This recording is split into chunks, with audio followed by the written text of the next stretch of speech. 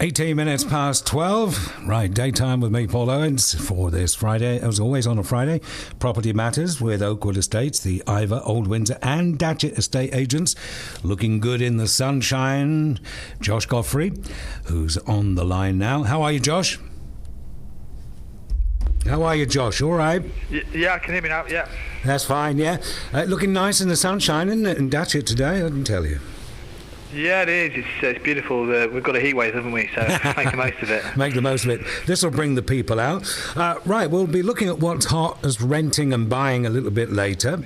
Also, looking at the barrier, one of the main barriers for home ownership, saving for a deposit. It's been in the news again. And what about this? 1/5 of people in this country live alone. So why 1/5 living alone? What's this about, Josh? Well, I think the way we live has changed dramatically over the sort of last 40 years, if you like, with the number of single households more than doubling to 8.7 million UK adults. That's compared to 3.8 million back in 1974, if you know your history. This has happened against a steep increase in living costs in recent years. So this has sort of had a change in the impact on the way things are set up in regards to households. Right, so that's quite amazing, isn't it? 8.7 from 3.8 some 40 years ago. I mean, is there a demographic that we're looking at? What's being affected the most? Is it the youngsters or what? Well, looking at the information we've got, the biggest rise in solo dwellers is amongst those aged between 35 and 44. In 1974, which is the comparable date we're going back to, just 148,000 single households were made up of people between 35 and 44. This has now increased to 1.2 million. Huge increase. Not only so you can see with the increase, not only more people are living alone, but they're living alone for longer too, so longer periods of time. Those in their 60s and 70s today will live alone for 10 years over the course of their life, while today's young adults can expect to live alone for a total of 15 years. This is due to the combination of people living longer and lifestyles changes, such as marrying later and higher divorce rates as well from what we had in back in the 70s and 60s. Yeah. So all this contributes towards this. But I mean, at the end of the day, some people prefer to live on their own, don't they?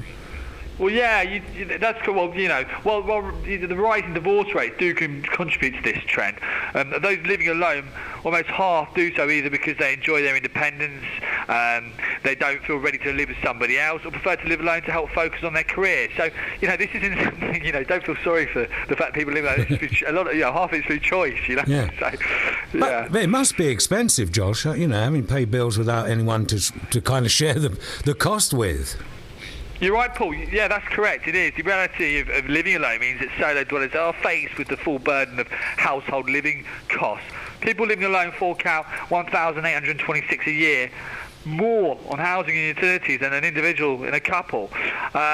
Even with the single person's council tax discount, which I believe is 25%, given to those alone factored into that. So this is due to single households paying $1,392,000 more on mortgages and rent than someone living in a couple. So $294,000 more on utilities, £140 more on household goods and services. So there's 6% more that they're spending.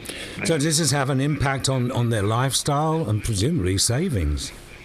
Yeah, well, that's it. What's the knock-on effect? The impact of having it is having on the spending and the cost of living means that solo does have less money to spend on dining out, shopping, and leisure activities, and less to put aside as savings. You're right, savings is a core point which we're going to sort of go into actually later on in the show. Having higher outgoings in couples also impacts on solo their dwellers' ability to save. So living alone, it has an impact on that. As a result, the average couple household will have 6,000 in savings, 3 times more than the average solo dweller, who has just 2,000 to fall back on. So, these are some of the effects and the changes in the makeup of the way we live. Is that right? People have got savings. Okay, we'll talk about that because we want to talk about home ownership and saving for a deposit. That we'll do in a few minutes' time. Okay, what's hot in sales this week for us then, Josh? We've got a beautiful Victorian property, Paul, over at Albany Road in Old Windsor. It's at 550, offers an excess of, central village location. Set over 3 floors, it's 11-foot lounge, 15-foot study, stunning 15-foot kitchen, which is fitted.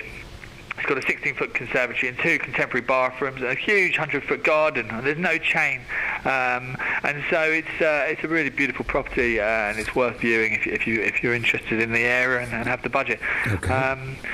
On the letting side, on Richings Park again, this week.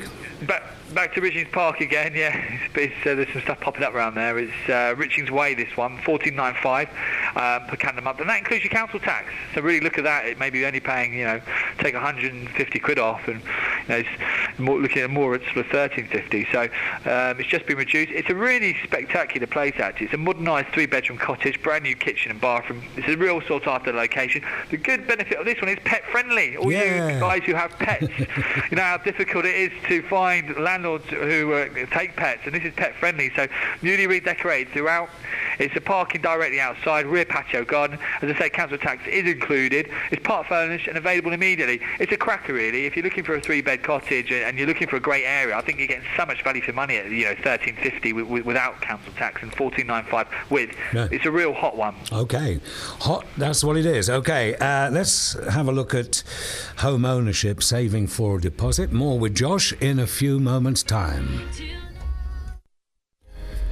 Time 106.6, Alicia Reid.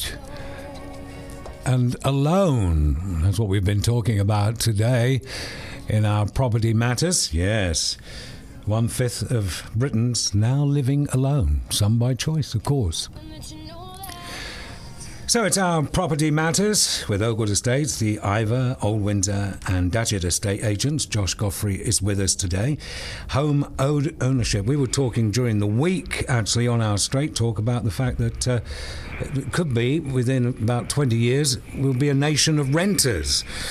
Because people can't afford deposits. We've had all this stuff about right to buy and stuff like that, Josh, but I suppose there is this barrier, isn't there, for home ownership, is saving for the deposit. Yeah, that's it. And, even, as you say, even with the Help to Buy, the 5%, it's still a fair whack for people. Now, this is the view of British households taken from the latest index by global mortgage insurer Genworth. The index report compares British consumers' financial security and vulnerability with 19 countries across Europe and worldwide, whilst also assessing the impact of financial issues on the domestic mortgage and property markets. So, this is a report that's come out. What were the results for this then? Quite interesting. Yeah, well, 81% of British adults feel that saving a deposit remains the key obstacle to owning a home, particularly in the market where house prices are rising and real wage levels have stagnated. So, increase in prices, stagnation in income.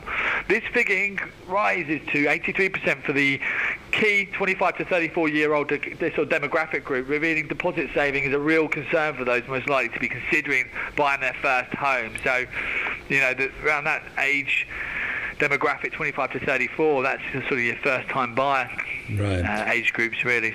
So how do these people manage to get the required deposit when they're facing these kind of issues?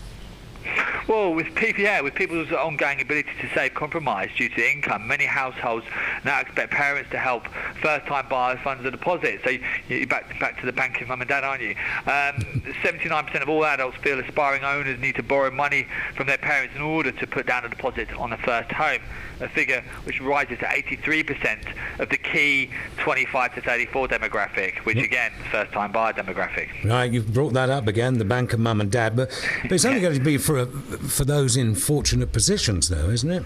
Well, you can't. Yeah, exactly. I think that's the case, and that's backed up by a separate study by Genworth, and they said among aspiring first-time buyers, this shows the reality is that less than 18%, 18% can draw on parental help to raise a deposit. So there's not, you've got to be fortunate to have that support from your parents. It's a small percentage of people who get the help from the bank of mum and dad. Right. Well, we've been talking about the house prices increasing. I mean, if house prices continue to rise, what's going to be the answer for this then, Josh? Well, Paul, the answer is an increased supply of properties, with more houses being built in the UK. That's got to be the answer. Yeah. There is an ongoing and genuine interest in owner occupation in Britain. However, we need a strong volume of new homes to meet this demand. And the finance options to order, and available and to order to help make the purchase viable and happen. You need to have the supply and the finance in place.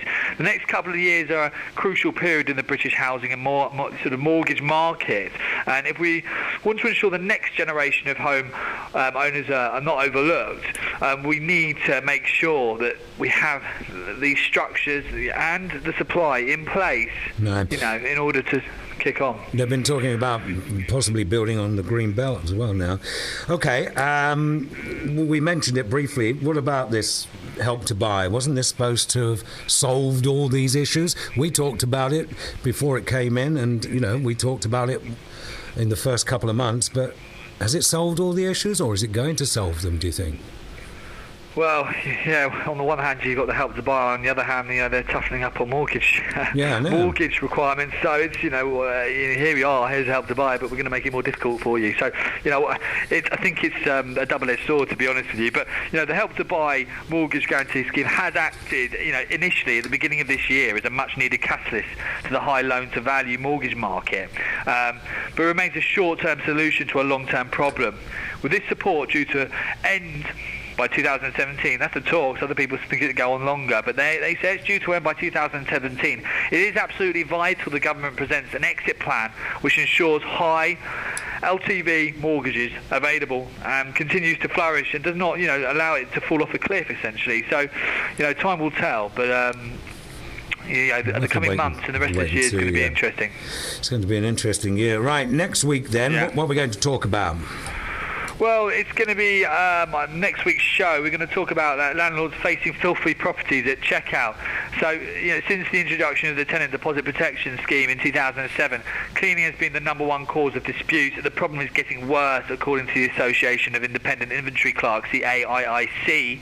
So let's have a look at that. Let's put some warnings out to landlords and explain what the issues and what could occur and how to avoid issues, etc. Okay. And second topic, this is a good one. I like this one.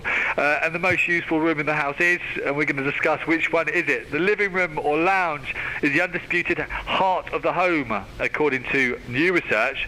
But where do we spend the least amount of time when at home? It's a fun one, but it's interesting. What don't you need? Least amount. Okay. I'll have to wait until next week then.